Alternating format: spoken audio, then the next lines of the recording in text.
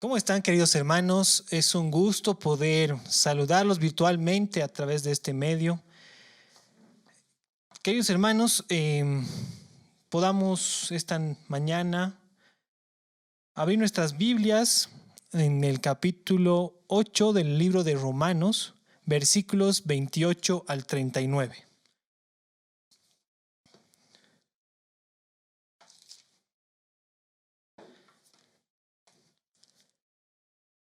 Y sabemos que a los que aman a Dios, todas las cosas les ayudan a bien. Esto es, a los que conforme a su propósito son llamados, porque a los que antes conoció también los predestinó, para que fuesen hechos conforme a la imagen de su Hijo, para que Él sea el primogénito entre muchos hermanos. Y a los que predestinó, a estos también llamó, y a los que llamó, a estos también justificó, y a los que justificó, a estos también glorificó. ¿Qué pues diremos a esto?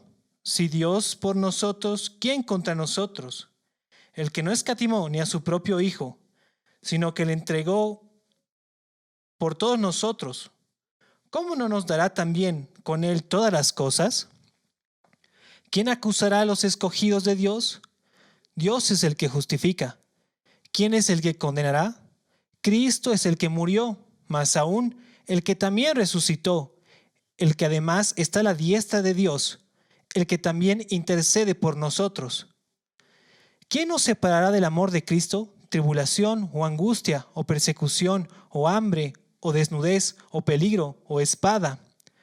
Como está escrito, por causa de ti somos muertos todo el tiempo, somos contados como ovejas de matadero. Antes, en todas estas cosas somos más que vencedores por medio de aquel que nos amó. Por lo cual estoy seguro de que ni la muerte, ni la vida, ni ángeles, ni principados, ni potestades, ni lo presente, ni lo porvenir, ni lo alto, ni lo profundo, ni ninguna otra cosa creada podrá separar del amor de Dios, que es en Cristo Jesús, Señor nuestro. Queridos hermanos, oremos. Padre que estás en los cielos, te damos las gracias, Señor, porque tú permites que podamos, Señor, escuchar tu palabra. Señor, te ruego que el día de hoy, Señor, tú hables a través de mí, Señor. Utilízame como siervo, Señor, que tu Espíritu sea quien convenza, Señor, de tus verdades. Padre, solo soy un canal para tus palabras de vida, Señor. En el nombre de Jesús, amén. Queridos hermanos, este es un tiempo en el que estamos pasando por distintas adversidades. Me gustaría poner en contexto este capítulo. Este capítulo, el capítulo 8, comienza con no hay condenación. Romanos 8:1 nos dice, ahora pues, ninguna condenación hay para los que están en Cristo Jesús. Y termina con los creyentes que ya no hay separación. Son dos grandes verdades que el Señor nos está hablando en esta mañana. Y vamos a poder desarrollarlas dentro del capítulo, estas grandes verdades. En este día vamos a tocar 3 puntos. El primero, Dios ve la salvación como un hecho consumado. En los versículos 29 y 30, Pablo nos muestra que la salvación es del Señor, porque a los que antes conoció también los predestinó para que fuesen hechos conforme a la imagen de su Hijo, para que Él sea el primogénito entre muchos hermanos. Y a los que predestinó, a estos también llamó, y a los que llamó, a estos también justificó, y a los que justificó, a estos también glorificó. Queridos hermanos, acá podemos apreciar la soberanía de Dios en la salvación. A los que conoció, predestinó. Los predestinó para que sean igual a su Hijo. Los justificó, los llamó y los glorificó. En la mente del Señor, en la mente de Dios, ese acto ya fue consumado. Ese acto, desde la eternidad pasada, está consumado hasta la eternidad futura. Porque los verbos que están ahí son en pasado. Y nos glorificó. Estamos en esa etapa, en la etapa de Dios nos justificó y estamos en camino en la santidad para llegar a ese punto, a la glorificación.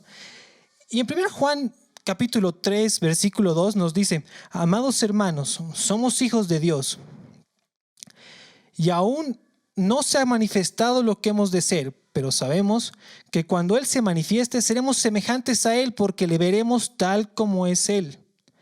Podemos ver que tenemos la salvación asegurada.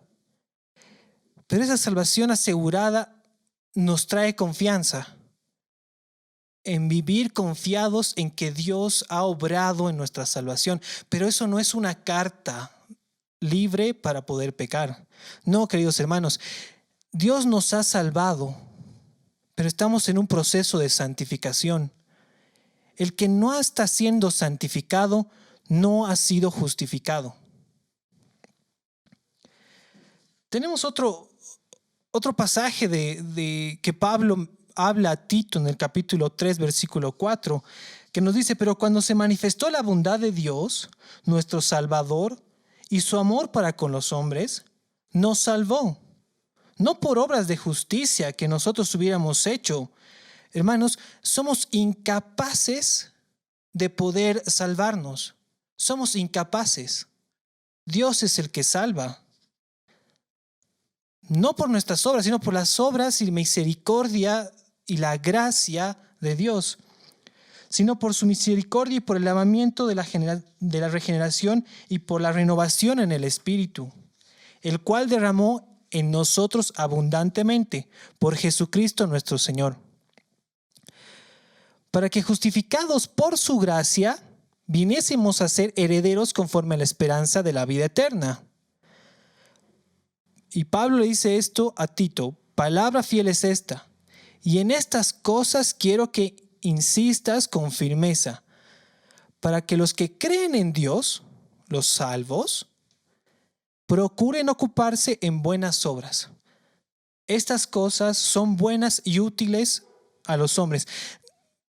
Mientras estamos en este mundo, mientras estamos caminando en la salvación, estamos en ese proceso de santificación. Y ese proceso de santificación nos va a llevar a que hagamos buenas obras, nos deleitemos en la ley del Señor. Tratemos de cumplir la ley del Señor, no perfectamente, pero sí con nuestra conciencia, sí sinceramente. En el capítulo 12 del libro de Romanos, después de mostrarnos Pablo toda una batería de teología, comienza el capítulo 12. Así que, hermanos, os ruego por las misericordias de Dios que presentéis vuestros cuerpos en sacrificio vivo, santo, agradable a Dios, que es vuestro culto racional. Queridos hermanos, Dios nos salva. Dios nos ha otorgado por su gracia esa salvación y es eterna. No la perdemos. Pero en un modo de agradecimiento, en un modo de vivir de acuerdo al Evangelio, porque eso es lo que nos produce el Evangelio. El Evangelio nos produce agradar al Señor, no para ganarnos la salvación, sino para caminar de acuerdo a lo que Él dice que seamos. No nos olvidemos, la carta de Pedro nos dice: sed santos porque yo soy santo. Pueblo escogido, real sacerdocio. En Efesios, en el capítulo 2, nos dice: por gracia sois salvos por medio de la fe, y esto no de vosotros, pues es el don de Dios, no por obras para que nadie se gloríe, porque somos hechura suya, creados en Cristo Jesús para buenas obras, las cuales preparó de antemano para que anduviésemos en ellas. Queridos hermanos, Dios es el que salva, Dios es el que sustenta, Dios es el que preserva a los suyos. Filipenses capítulo 1, versículo 6, estando persuadido de esto, que el que comenzó en vosotros la buena obra, la perfeccionará hasta el día de Jesucristo. Comenzó la salvación, estamos en la salvación, estamos viviendo de acuerdo a lo que Dios ha hecho en nuestras vidas y Él nos va a preservar.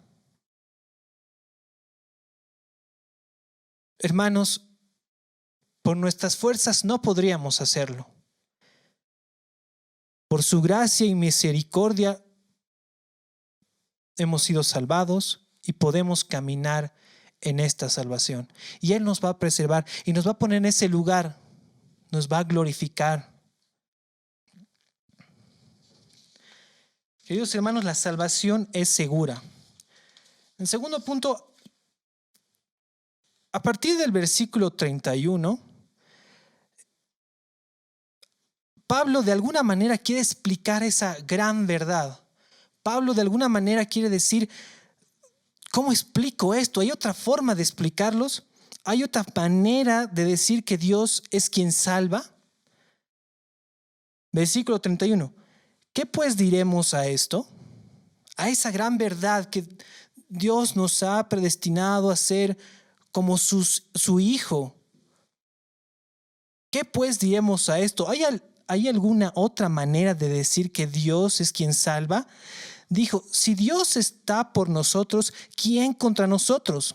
El propósito que Pablo está haciendo acá es resumir lo que había sucedido antes, ese hecho consumado de la salvación. Dios es por nosotros, por tanto, nadie puede estar en nuestra contra. Dios nos conoció de antemano en su amor. Nuestras obras no estaban ahí. En su amor nos conoció, nos predestinó para ser hechos hijos suyos, llamados de la muerte, declarándonos justos, impartiéndonos aquello que nosotros no podemos tener, justicia. Dios en Jesús es el único justo y nos imparte su justicia. Nos dice, yo he hecho lo que tenías que hacer tú y mi sangre está ahí. Y obrando en nosotros de gloria en gloria hasta el grandioso y feliz día de Jesucristo. ¿Cómo pudiéramos decir todo esto en otras palabras? Y se resume en Dios es por nosotros. Versículo 32 dice que como Dios entregó a su Hijo por ti y por mí, no escatimó ni a su propio Hijo para salvarnos. Y si nos viene esto a la mente, nos viene ese acto que Abraham hizo en el Antiguo Testamento de entregar a su Hijo por fe. Pablo está mencionando eso ahora. En su mente nos está mostrando aquel acto que hizo el patriarca para el pueblo de Israel. Nos está mostrando acá el valor que está obteniendo y el valor que Dios entregara a su Hijo para rescatarnos.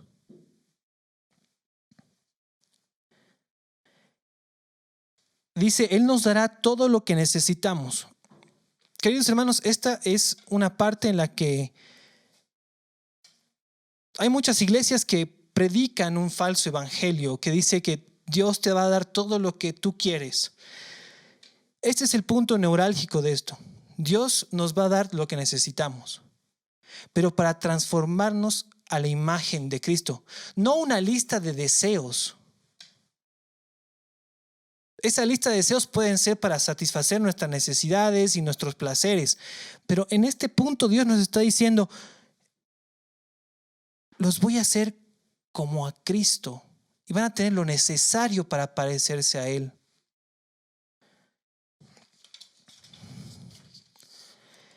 En el versículo 33, Dios es el que justifica. Dios nos declara justos por Cristo. Él ha cumplido la ley. El que cumple la ley es justo. Ningún ser humano puede hacer eso. Lo hizo Jesús.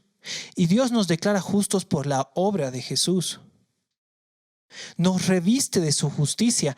Nadie puede levantar cargos en nuestra contra en la corte celestial, porque delante de nosotros está Cristo. Versículo 34 dice que debido a Cristo murió y resucitó y está en la diestra de Dios e intercede a nuestro favor, nadie puede condenarnos. Es ahí donde Pablo en este momento está resumiendo toda aquella verdad que ha declarado en los versículos 29 al 30, de alguna manera más entendible, pero no hay palabras para explicar la asombrosa soberanía de Dios en la salvación. ¿Y cuál es el propósito de Dios en estas verdades? Queridos hermanos, entender que hay un propósito para esto nos hace vivir en paz. Su propósito es nuestra seguridad para que podamos enfrentar con valentía, gozo y determinación el sufrimiento.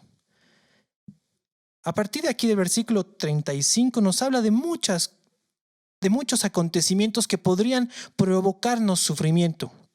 Versículo 35, Pablo hace una pregunta que conecta esas grandes verdades. La salvación es por amor a Cristo.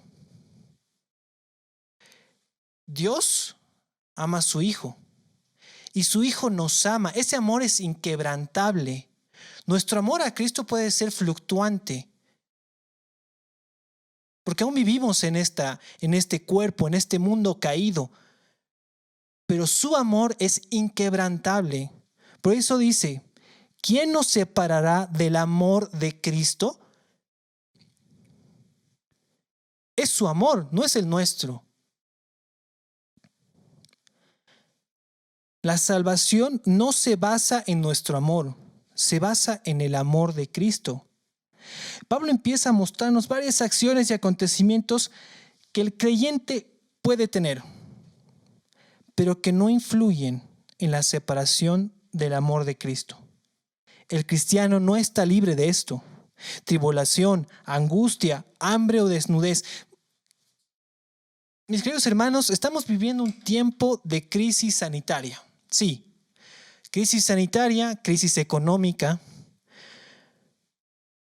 Muchos hemos perdido el trabajo. Muchos hemos perdido familiares. Y este virus microscópico está atormentándonos. Este virus que no nos deja ni dormir. Muchos están con ansiedad. Hay una presión en el pecho. Pero eso, queridos hermanos, no es nada comparado con la salvación que el creyente tiene. Es por eso que Pablo conecta esta parte con algo tan valioso: la soberanía de Dios, su salvación impartida a sus hijos. También nos agrega persecución o peligro o espada. La iglesia en estos tiempos, queridos hermanos, tal vez no se note ahora en esta región, Latinoamérica, pero está viviendo tiempos complicados. Muchos pastores, muchas iglesias están siendo perseguidas en Europa, en Estados Unidos, por decir la verdad del evangelio, que el hombre es pecador, que su conducta homosexual es pecado.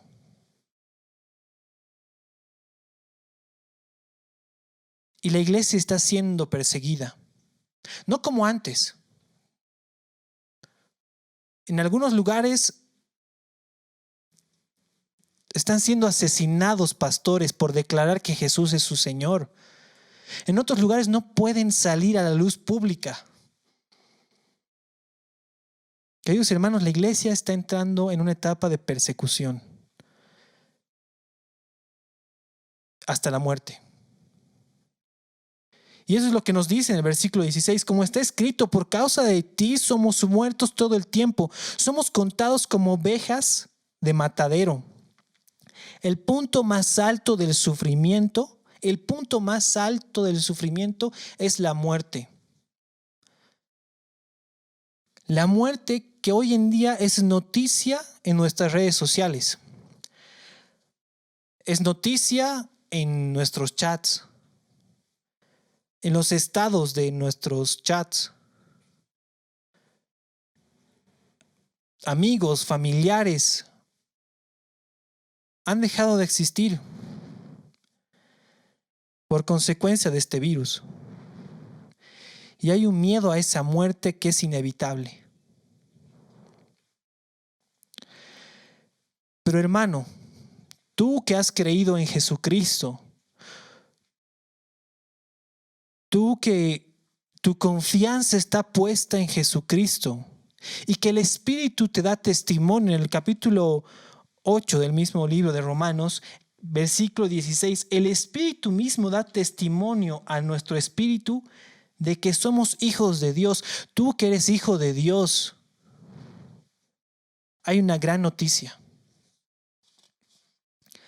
La muerte fue vencida por el poder de Cristo. Hermanos, en aquella cruz Cristo murió, derramó su sangre para pagar tu culpa, mi culpa.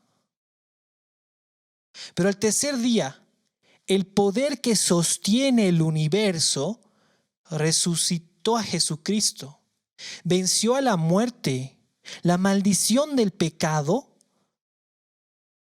fue quebrantada, fue rota. Ya no hay esa maldición y esa maldición se convierte en la muerte. Pero Cristo en su resurrección venció a la muerte. Hermano, tenemos vida eterna. Recordemos lo que dice Filipenses capítulo 3, mas nuestra ciudadanía está en los cielos, no está acá, está en los cielos, donde también esperamos al Salvador, al Señor Jesucristo, el cual transformará el cuerpo de humillación nuestra para que seamos semejantes al cuerpo de la gloria suya, por el poder con el cual puede también sujetar a sí mismo todas las cosas. Hermanos, en aquel día vamos a ser como Él. Este cuerpo corrompido va a cambiar. Vayamos al capítulo 15 de Corintios, de 1 Corintios.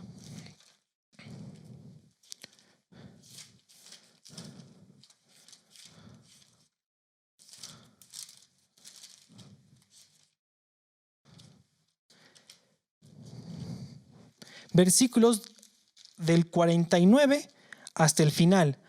Y nos dice: así como hemos traído la imagen terrenal, también la imagen celestial. Por esto digo, hermanos, que la carne y la sangre no pueden heredar el reino de Dios, ni la corrupción heredará la incorrupción. He aquí os digo un misterio: no todos dormiremos, pero todos seremos transformados en un momento, en un abrir y cerrar de ojos, a la final trompeta, porque tocará la trompeta, y los muertos serán resucitados incorruptibles, y nosotros seremos transformados. Porque es necesario que esto corruptible se vista de incorrupción, y esto mortal se vista de inmortalidad. Y cuando esto corruptible se haya vestido de incorrupción y esto mortal se haya vestido de inmortalidad, entonces se cumplirá la palabra que está escrita: sorbida es la muerte en victoria. ¿Dónde está, oh muerte, tu aguijón? ¿Dónde está, oh sepulcro, tu victoria? Ya que el aguijón de la muerte es el pecado y el poder del pecado la ley, mas gracias sean a Dios que nos da la victoria por medio de nuestro Señor Jesucristo. Así que, hermanos, amados, estad firmes y constantes, creciendo en la obra del Señor, sabiendo que vuestro trabajo en el Señor no es en vano. Queridos hermanos, esta porción de la Biblia nos está mostrando que nuestra seguridad en la salvación tiene un futuro incorruptible. Que este cuerpo que está decayendo día a día como una flor, es necesario que se vista de incorrupción en el día de la resurrección. El mismo poder que resucitó a Cristo nos va a resucitar a nosotros.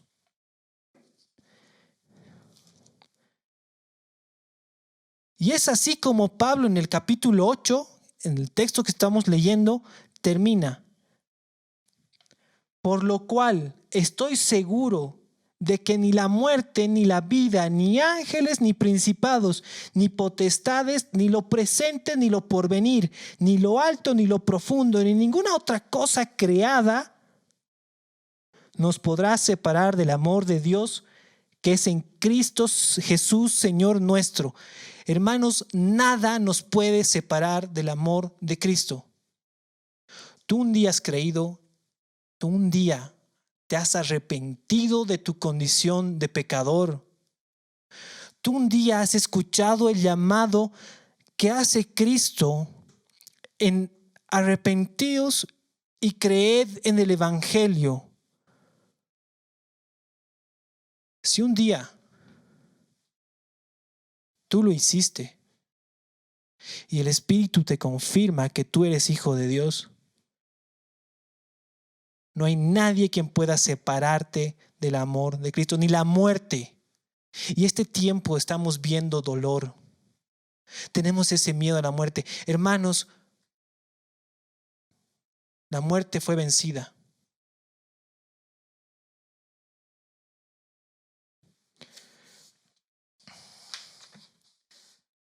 Para concluir, queridos hermanos,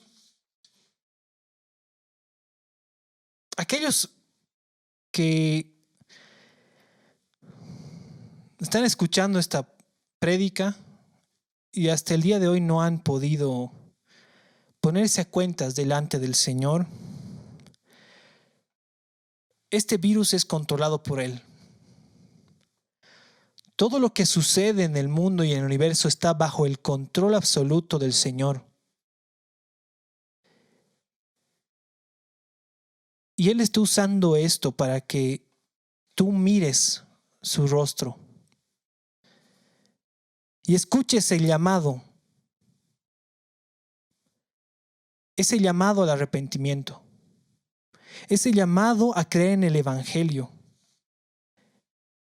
Mis ovejas oyen mi voz y yo las conozco y me siguen y yo les doy vida eterna y no perecerán jamás, ni nadie las arrebatará de mi mano. Hermanos, ¿estás escuchando este llamado? Ponte a cuentas delante del Señor. Pide misericordia, pide gracia. Él es fiel y justo para perdonar. Y esta salvación fue preparada desde antes de la fundación del mundo, en la eternidad pasada. Pero vivimos agradando al Señor conforme a su voluntad, en forma de agradecimiento. Y las aflicciones de este mundo no se comparan a la gloria venidera. No se comparan. Ya no habrá más llanto. Vivamos confiados, pero no caigamos en la irresponsabilidad. Es un tiempo que tenemos que cuidarnos, pero con nuestros ojos puestos en la ciudad celestial. El día de su venida, nuestras tumbas serán testimonio del poder de la resurrección. Esas tumbas vacías, lo primero que haremos va a ser glorificar al Señor y ver esa tumba vacía. Sorbida es la muerte. Ya no hay más condenación. Oremos. Padre que estás en los cielos, gracias te damos, Señor, porque tú eres un Dios soberano. Tú eres quien tiene el control de nuestra salvación, porque tú la das. La salvación es tuya. A través de tu pacto, certificado, Señor, por tu sangre.